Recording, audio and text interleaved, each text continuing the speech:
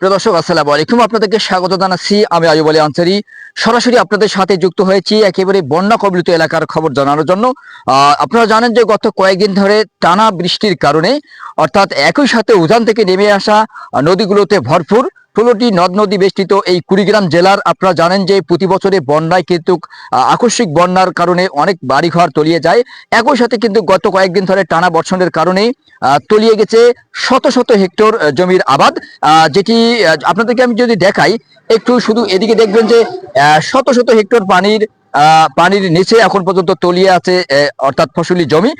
এই যদি আমাদেরকে আবহাওয়া অধিদপ্তর থেকে যতটুকু তথ্য জানিয়েছেন যে আরো কয়েকদিন নাগাদ এই আবহাওয়া বিরাজমান থাকতেই পারে, তাদের যেটা কথা অনুযায়ী যে আরো কয়েকদিন ২-৪ দিন ধরে এই আবহাওয়া বিরাজমান থাকতে পারে। তো সেটি কথা হচ্ছে যে এরকম অবস্থানে যদি আবহাওয়া থাকে তাহলে এই পানির নিচে তলিয়ে থাকা শত শত হেক্টর জমির আবাদগুলো একেবারে নষ্ট হয়ে যাবে।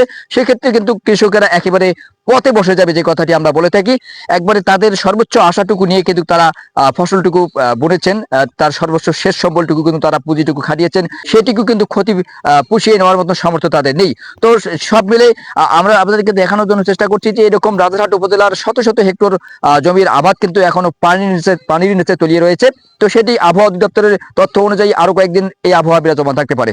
তো এরই মাঝেই কিন্তু পুকুর থেকে তাদের যারা মাছ চাষিরা ছিল, যারা মাছ চাষ করে পুকুর থেকে সেই লক্ষ লক্ষ টাকার মাছ কিন্তু ইতিমধ্যেই ভেসে গেছে। একই সাথে তাদের অনেকের বাড়িঘর তলিয়ে গেছে। একই সাথে তাদের অনেকের মজুদ কিছু জিনিস ছিল সেটি নষ্ট হয়ে গেছে, এবং নদী কবলিত যে জায়গাগুলো আছে সেই নদী কবলিতের যে বাড়িঘরগুলো আছে ইতিমধ্যেই তারা কিন্তু বড় ধরনের ক্ষতির সম্মুখীন হয়েছে, এবং অনেকে কিন্তু বাজার রাস্তায় তারা কিন্তু ঠাঁই নিয়েছে। এরকম তথ্য আমরা দেখেছি, এবং আমরা কিন্তু আপনাদেরকে সেটি কিন্তু দেখানোর জন্য চেষ্টা করবো স্ক্রিনে। যারা যেখান থেকে দেখছেন অবশ্যই জানাবেন। আর এই সমস্ত নদী কবলিত এলাকায় এখন পর্যন্ত শুকনো খাবার, বিশুদ্ধ পানি সহ নানাবিধ সমস্যায় রয়েছেন।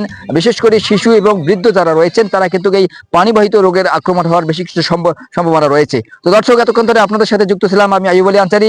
দেখা হবে নতুন কোনো ভিডিও নিয়ে। সে পর্যন্ত সুস্থ থাকুন, ভালো থাকুন। ধন্যবাদ। আসসালামু আলাইকুম।